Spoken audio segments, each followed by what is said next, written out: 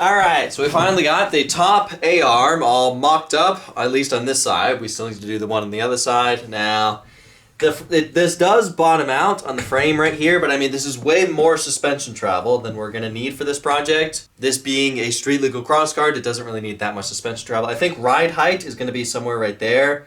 I think the bottom of the travel is going to be like there or something, so this should be plenty of suspension travel.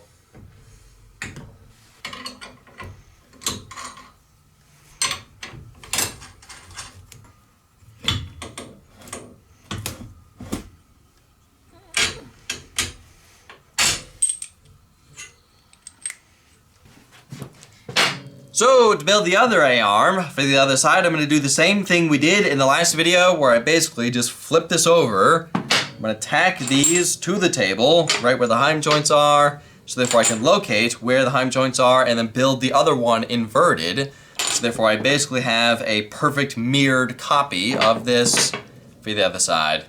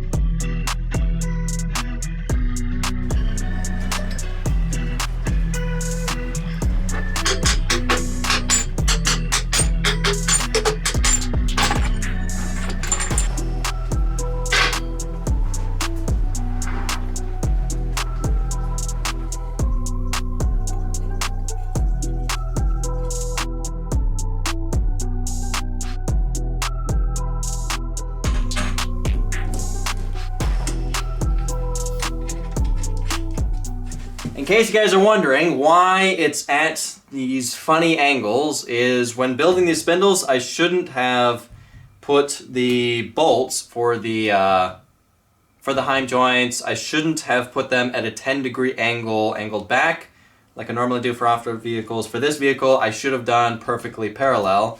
With this, that made it to where, to be able to get, you know, the proper suspension travel, I had to angle the heim joint upwards to be able to not bind this up. But I also think it looks kind of cool being at different angles. I don't know, looks different.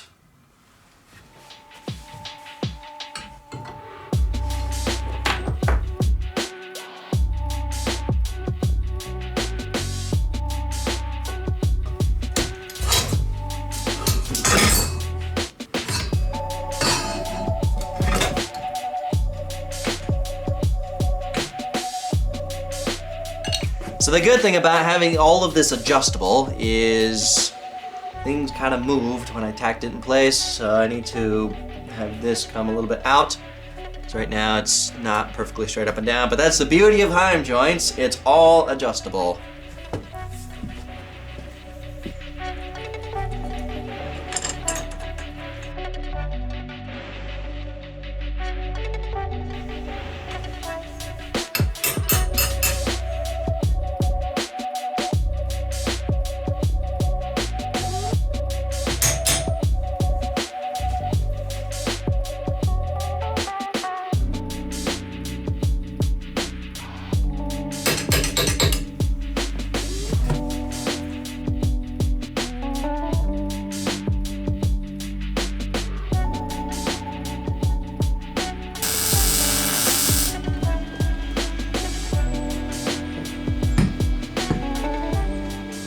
Alright, so the A-arms are basically done. Now let's start working on finishing these spindles. Or at least getting them close to finished.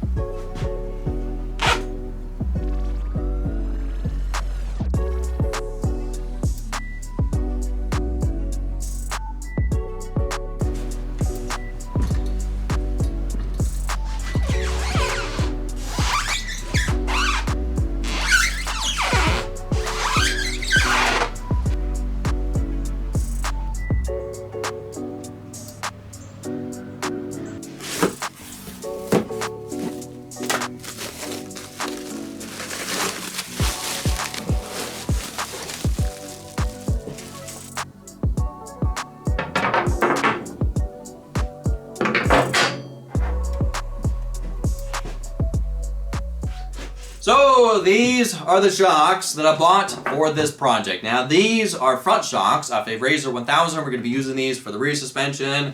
These are front shocks off a Raptor 660 or 700. We're going to be using these for the front suspension. Now, this project really doesn't need that much suspension travel, but I was trying to find for the rear suspension shocks that are slightly bigger than this, because these are a little bit overkill. They're a little bit bigger than what we need. But I couldn't really find shocks that are just a little bit bigger than this, so I bought these. They have more suspension travel than we need, but I think they'll look better. They're more the right size. But I don't know. It's better to have more suspension travel than we need than less. So now, over the years of building all these projects, I have bought a lot of shocks like these that are aftermarket, that have the piggyback reservoirs with adjustable rebound and dampening. Most are from eBay. Sometimes Amazon, and over the years, I have found out that some of them are actually fake shocks. What I mean by fake is they claim they have adjustable rebound and dampening, they look like they do, they have the adjustment knob on top, there's an adjustment on the bottom, but they actually don't do anything. They just make a clicking noise and that is it. They don't do actually anything, they don't adjust the rebound and dampening. They're just made to look like they do, and if you look closely, if you know what you're looking for, if you look closely at the adjustment knob, you can tell if they're real or if they're fake. So let me show you guys a good way to tell if the shocks actually have working adjustable rebound and dampening, or if they're fake and they actually don't do anything. Now, out of these two shocks, which one is real and which one is fake? Aside from the slight size difference, both of these are very similarly priced. One of them is only $30 cheaper than the other one, but one of them actually has working adjustable rebound and dampening. The other one only looks like it has working adjustable rebound and dampening. Now, this one is actually the fake one. It's slightly smaller, and you can see the adjustment knob on top. It makes a clicking noise, but if you can actually turn this forever and it doesn't do anything. The same with the bottom. This one actually has a stop. If you turn it enough, it actually stops, but it still doesn't do anything. You turn it one way, turn it the other, you jump on the suspension, it doesn't adjust the rebound and dampening. Versus the real one, the one with the actual working adjustable rebound and dampening, if you turn it enough, it actually stops. And you can see that it's actually moving down a little bit. You turn it enough, and it actually stops. This one's the actual one that works. It has real adjustable rebound and dampening. You turn that enough, and it stops. Now, if you look at the bolt, or the screw, that holds the top of the adjustment knob in place, the real ones have a smaller screw. The fake ones have a bigger screw. Now, most of the time when buying shocks from eBay and Amazon, there are some pictures where you can see the top of the adjustment knob, and if it's a bigger bolt or bigger screw, you can tell it's the fake one. If it's a smaller one, if it looks like this, most of the time it is real and actually has working adjustable rebound and dampening. Now, let me show you how these are fake. Now, whatever you do not do this to the real ones, because if you do, there's a good chance the high pressure in the gas cylinder will spray everywhere, and then you'll end up ruining these. But with the fake one, if you take this off, take this bolt out, I'm not really sure if it's a bolt or a screw. I think it's a screw. Whoop, there it goes. All this is two tiny little ball bearings on springs pushing against indentations into the plastic, simulating a clicking noise. That is literally all this is. Hang on, is this plastic? I think it's aluminum. Still, it is still fake. This literally doesn't do anything. It's just made to look like it does something.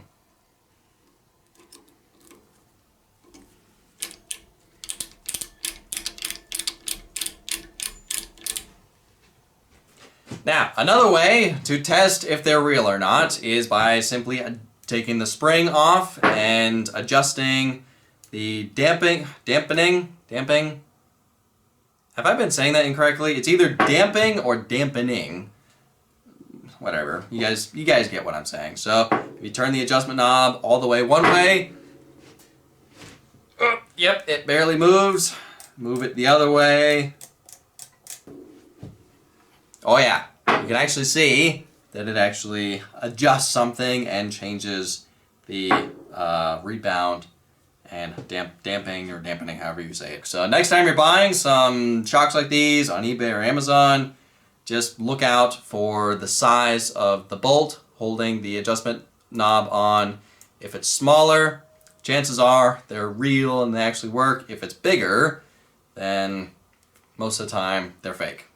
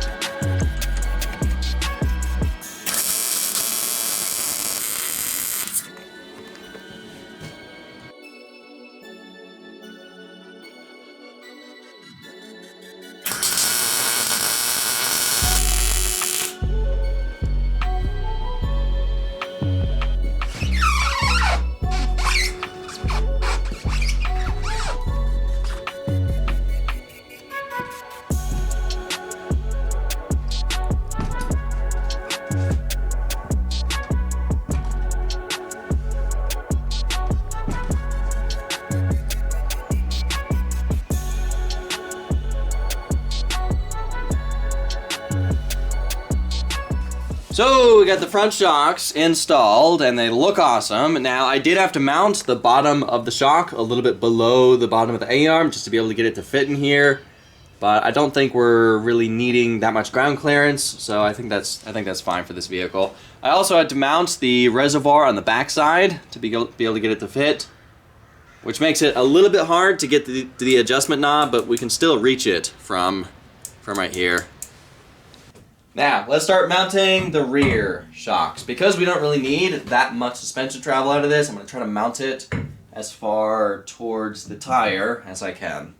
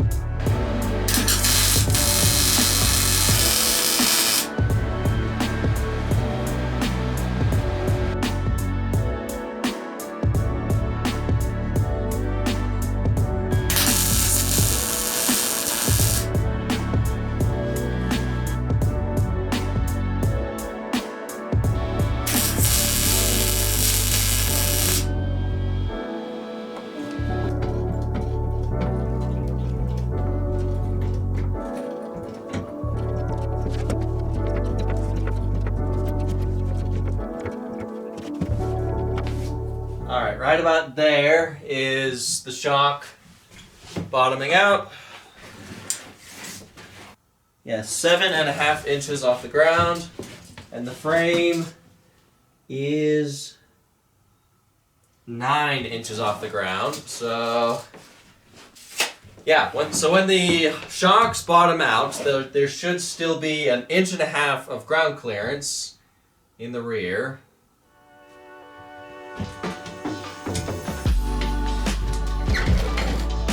Nice.